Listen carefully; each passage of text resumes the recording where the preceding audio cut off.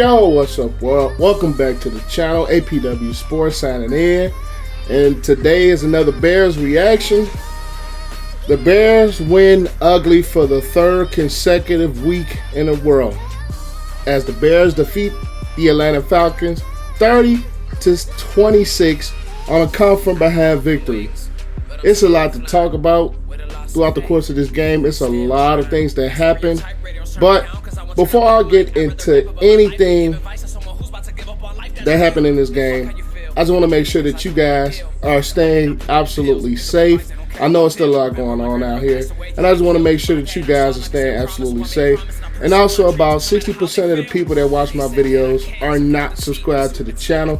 So if you fit into that category, go ahead right now and click that subscribe button down below, and also click the notification bell so you will not miss a single video that I post.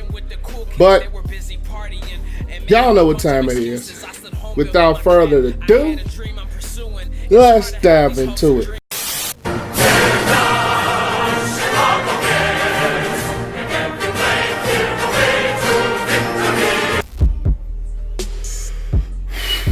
Where do I start? Where do I start? Where do I start with this Bears game? Where do I start? It was literally a tale of two halves for the third week in a row.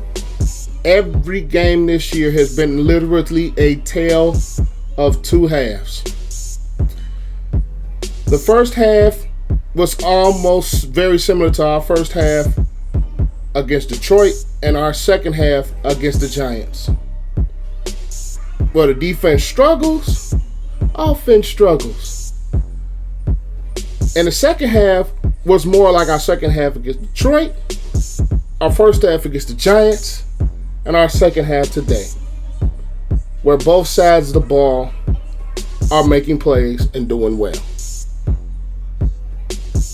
But let's start in this first half of football. This first half of football, the Bears defense did not look like themselves. The Bears offense, can we just face it? It was trash. And I have to admit something first. I was wrong on a lot of things about Mitchell Trubisky. I was wrong. I'll be self-admittedly wrong about a lot of things about Mitchell Trubisky. But I'm not going to place 100% of the blame on him like majority of Bear fans want to. I will also blame Matt Nagy for partly of their first half offensive struggles. The play calling was not very good. And a lot of things that I seen within that first half offensively, I saw a coach that refuses to coach towards the quarterback's strengths. I really saw it. Now, I'm not going to sit here and say that Mitchell Trubisky is the best thing in the world. No. I just had his back more than most people would. But at the same token, there's ways he could have been better than what he showed in that first half. I know it. I've seen it before from him where he's been better than what he played in that first half. That first half of football, it was more of a lot of the short slant routes, which Atlanta's defense was really getting adjusted to. Running the football was hit or miss. It was running effectively, then it wasn't. A lot of the play calling was, let's say, it was predictable. And we really didn't move the ball particularly well. And then on top of that, when we moved the ball into the red zone, we really didn't capitalize on any of the red zone opportunities by missing a field goal and not moving the ball consistently, and also penalties. Now, offensively, the last drive, second to last drive of our first half was kind of more of what I would have liked to see from Trubisky. That 45-yard run that Mitchell Trubisky had, think about that. The middle of that defense was completely bare naked. No one was there because they did not fear Trubisky's legs because, number one, Matt Nagy did not call different plays for Trubisky to use his athleticism. I've said that a lot on this channel. And I stand by that part. I will stand by that part. Trubisky did not call, I said Trubisky. Nagy did not call a type of offense that would utilize Trubisky's legs. And you seen on that run, nobody was threatened by it because Nagy never called plays for that to be used. Now, Trubisky has never been the most accurate quarterback in the world, but there are different ways that you can use a guy of his skill set. There just really are. He has the mobility of a good mobile quarterback, and you can use different play calling and different ways to use that to your advantage. There are ways you can use that to your advantage, and Matt Nagy, for whatever reason, refused to do so. At least that's what I saw. From my perspective, I feel like he refused to do so. He really refused to call some of the rollout plays, some of the bootlegs, and some of the RPOs and design quarterback runs to take advantage of a mobile quarterback. Trubisky has never been the greatest of pocket present quarterbacks. He's never been that. And I feel Nagy tried to make him into that, and that's just not his skill set. That's just really not his strength. Now, was Mitch executing his throws? No. Was Mitch accurate? No. Did Mitch roll out even when he was getting pressured? No. So, I'm not going to be the guy that's going to sit there and just blame 100% of it on Trubisky because, honestly, it's not just him. At least in my eyes, it's not just him. It's a collective of things to make an offense fail. I can't just sit here and just blame the quarterback solely for that. I'm not going to be that guy. Now, if we turn our table to the first half defensively, the big play cost us. Penalties really cost us. And not being able to slow down Calvin Ridley, which I feel Kyle Fuller should have been on him majority of the football game. I really do. Especially with Julio Jones being out, I would have had Kyle Fuller on Calvin Ridley wherever he went. Because at the end of the day, that's their number one threat at this point. And Kyle Fuller has been a consistent quarter these last 3 years. He's good in coverage. So why not put your best cover corner on the Falcons' most consistent weapon at this point in their offense without Julio and Calvin Ridley? Trevathan, I'm still waiting on him to have a solid game. I've been seeing, I seen things where he was out of position. And Roquan played well. Roquan played a very good game. But I've seen Trevathan in times where he has been out of spot. At least the way I see it, he's been out of position. In the first half, I feel like they did do a decent job against the running game of the Falcons. Albeit the Falcons are not a really running football team. But for the most part, outside of that long touchdown run by Hall, the Bears did a decent job against the run. It was just Matt Ryan, let's just say he kind of picked us apart. He kind of picked us apart. He was spreading the ball throughout his weapons. But even without Julio, he was spreading the ball around. And he was making really good throws. Mainly to Calvin Ridley, that he was the one being consistent, but he was spreading the ball out. He was taking advantage of some of the holes in the Bears' defense. I have to give credit where credit is due. Matt Ryan played well. Our defense didn't play that well in the first half. Offense didn't play good at all in the first half. Outside of that second to last drive where they really got the ball moving on a Trubisky run and then the rollout touchdown to Jimmy Graham.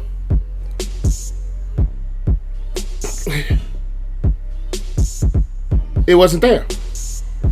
Now, let's transition to the second half where that first Bears series, I was watching this game with my brother, and I literally called out every single play that the Bears were going to do on that drive where Trubisky threw the interception to get benched.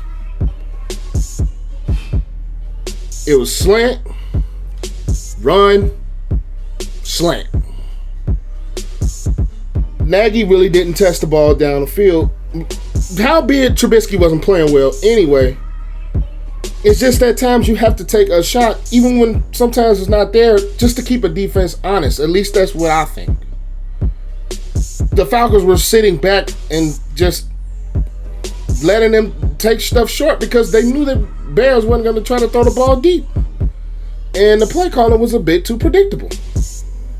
Because it feels like almost every time that Cordell Patterson is in the backfield, they either A, play action, or B, give him the football. It's not a big multitude of looks that they really give with Patterson in the backfield. Even if Patterson is back there and you drop back, that gives you a different element. Instead of just, okay, they're going to play action or they're going to just run the football. It's not screens. It's not soft sweeps or something like that for the most part. It's just the play calling got a little bit too predictable. Albeit Trubisky was not executing at all to start.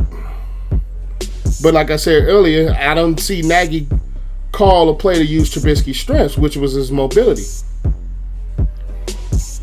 But I'll admit some things was wrong about Trubisky. He's not the most accurate. He's a little bit poised in the pocket, but he's not the most poised in the pocket. I feel he should have taken off a little bit more than what he did. Definitely saying that. But was that a bit of coaching or was that a bit of him? Who knows? But I can blame both of them for that. It's not even just the all 100% Trubisky thing. I can blame a bit of both contentions for that. Now, I was wrong. Like I said earlier, I was wrong about Trubisky. I was wrong about some things about him. Yes, I was wrong.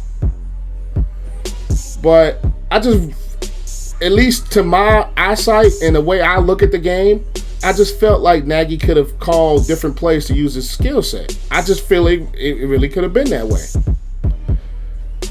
But Nick Foles coming in a second, I think there was a second or third drive of the second half.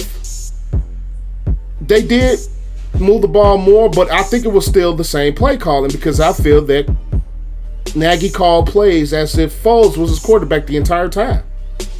I don't think Nagy called plays to really use Trubisky's skill set or his strengths to his advantage. I just don't think I've seen that.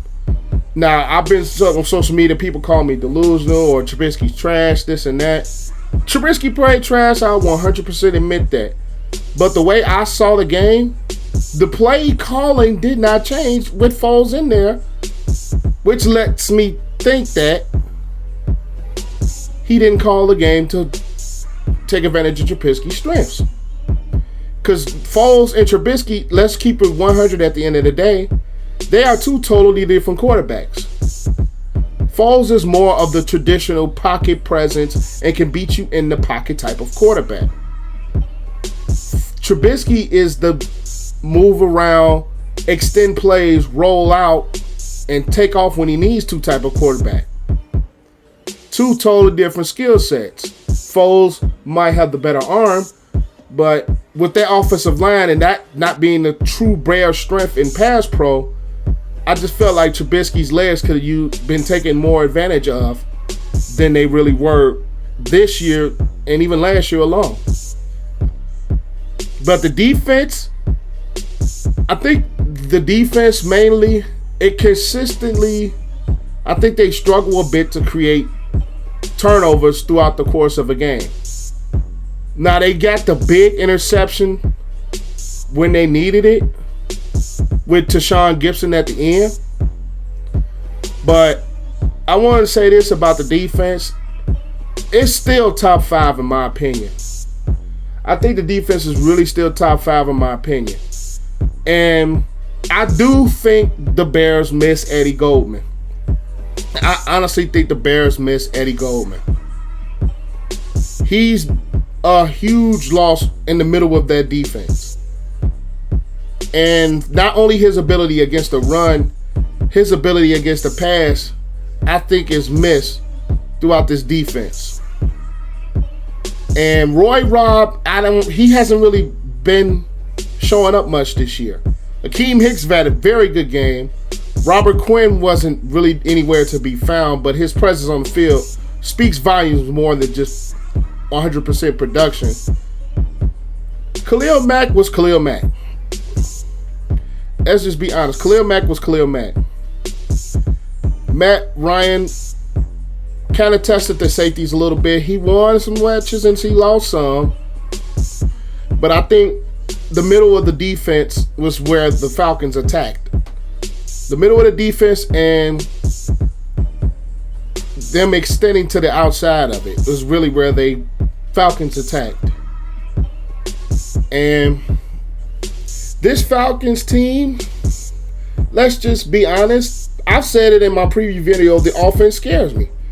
Even without Julio, the offense is still a potent offense. I'll just call it what it is.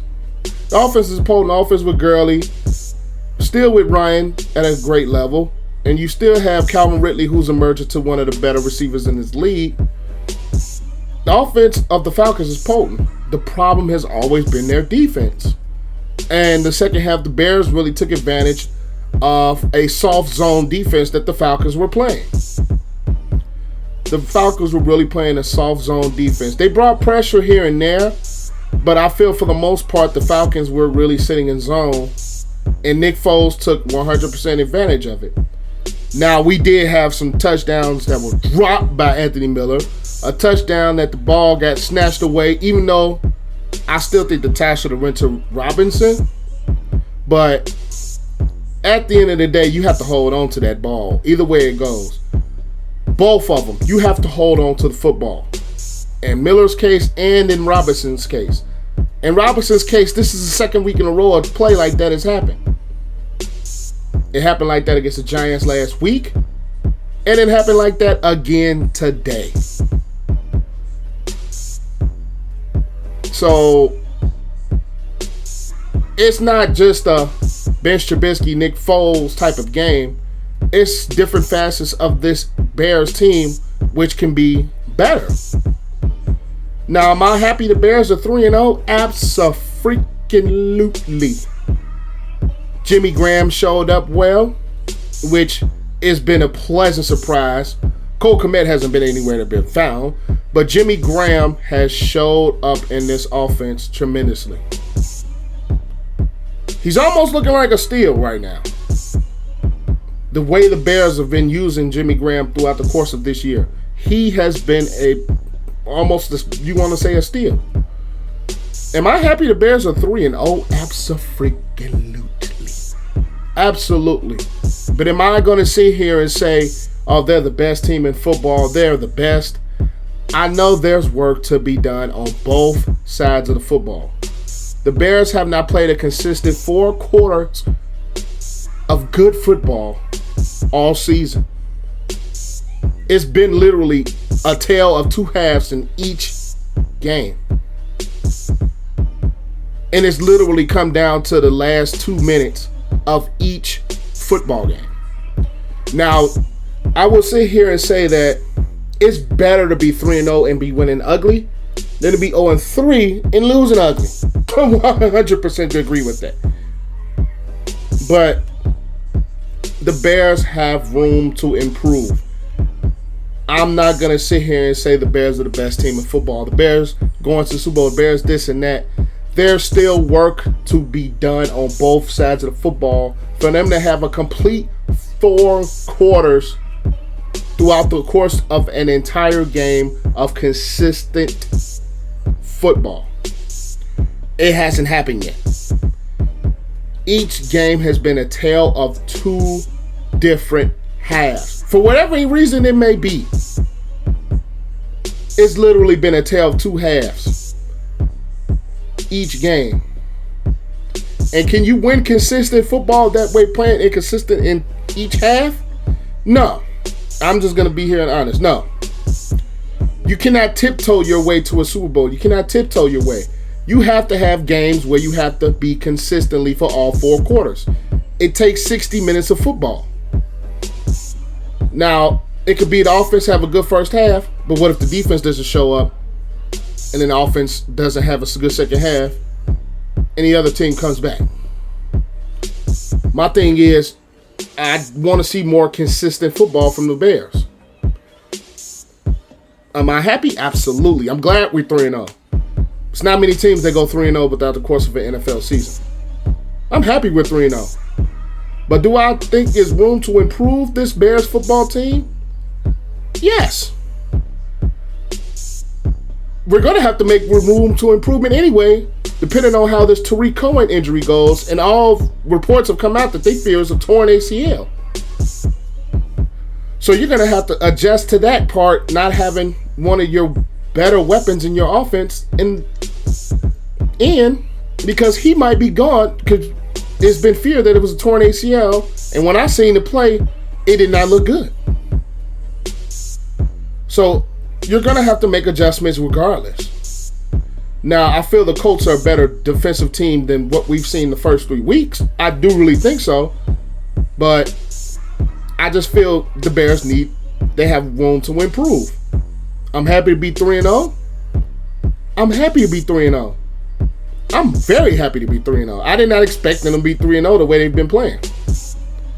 But am I going to sit here and rest on laurels and say we're the best thing in football, we're the best, we're going? No. Because I know there's still room to grow. There's still room to improve. And there are ways that this Bears team can be better on both sides of the football, not just on the field, but coaching as well. There's ways we can be better, but we're 3-0. I'm happy.